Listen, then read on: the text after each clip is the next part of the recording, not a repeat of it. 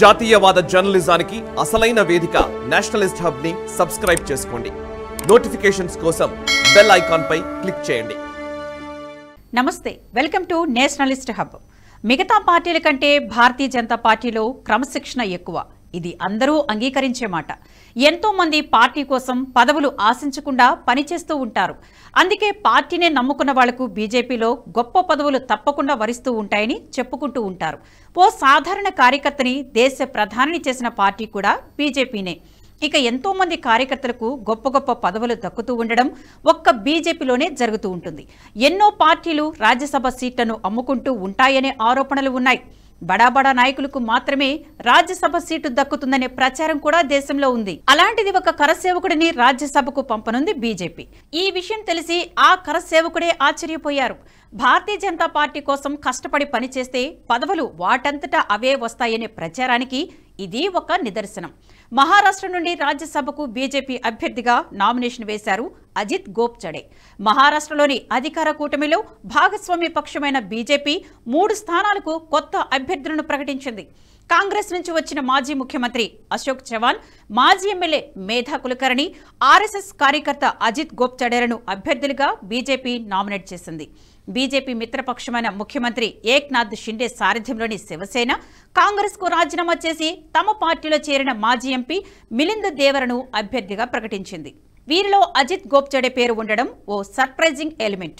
మీడియాతో మాట్లాడిన అజిత్ గోప్చడే తనను రాజ్యసభ అభ్యర్థిగా ప్రకటించినందుకు ప్రధాని నరేంద్ర మోదీ, కేంద్ర మంత్రి అమిత్ షా, పార్టీ జాతీయ అధ్యక్షుడు జేపీ నడ్డాకు ధన్యవాదాలు తెలిపారు. ఈ నిర్ణయం తనను ఎంతో ఆశ్చర్యానికి గురిచేసిందని అన్నారు. తాను ఒక సాధారణ పార్టీ కార్యకర్తను, రాజ్యసభకు నామినేట్ అవుతానని అస్సలు ఊహించలేదు. 25-30 ఏళ్లుగా బీజేపీలో ఉన్నాను. మెడికల్ ఎడ్యుకేషన్, రీసెర్చ్ రంగాల్లో పని చేయాలనుకుంటున్నాను అని అజిత్ గోప్చడే చెప్పారు. వైద్యుడైన అజిత్ గోప్చడే నాందేడ్ జిల్లాకు చెందినవారు. ఆర్ఎస్ఎస్, బీజేపీతో సుదీర్ఘ అనుబంధాన్ని కలిగి ఉన్నారు. 1992లో ఎంబీబీఎస్ పూర్తి చేసిన అజిత్ గోప్చడే అయోధ్యలో కరసేవ కోసం వెళ్లారు. రామ జన్మభూమి ఉద్యమంలో చురుగ్గా పాల్గొన్నారు. బాబ్రీ మసీద్ కూల్చివేత జరిగిన రోజున ఆ స్థలంలో ఉన్నవారిలో గోప్చడే కూడా ఒకరు. కరసేవగా వెళ్లిన సమయంలో తనతో పాటు ఎంతో గొప్ప గొప్ప వ్యక్తులు అక్కడ ఉన్నారని గుర్తు చేసుకున్నారు. ఆ రోజు శ్రీరాముడి సేవలో తాము అక్కడే ఉన్నామని తెలిపారు. గోప్చడే మహారాష్ట్ర బీజేపీ వైద్యుల విభాగానికి అధిపతిగా ఉన్నారు. G20 సమ్మిట్ కార్యక్రమాల కోసం పార్టీ కమిటీలో కూడా భాగంగా ఉన్నారు. ప్రజా సంక్షేమ వైద్య శిబిరాలు, సామాజిక సేవా కార్యక్రమాల నిర్వహణలో చురుకైన పాత్రకు మంచి పేరు తెచ్చుకున్నారు అజిత్. మే 2020లో రాష్ట్ర శాసనమండలి ఎన్నికలకు గోప్చడేని సిఫార్సు చేసింది. గోప్చడే నామినేషన్ పత్రాలను కూడా దాఖలు చేశారు. అయితే ఆఖరి నిమిషంలో పార్టీ తన నిర్ణయాన్ని మార్చుకుంది. రమేష్ కరాడ్కు అవకాశం ఇచ్చారు. పదవి దక్కలేదని అజిత్ గోప్చడే డీలా పడలేదు. అప్పటి నుండి పార్టీ కార్యకలాపాలలో మరింత చురుగ్గా పాల్గొనేవారు. ఆయనను రాజ్యసభకు నామినేట్ చేయడం ద్వారా గోప్చడే సహకారాన్ని బీజేపీ గుర్తించింది.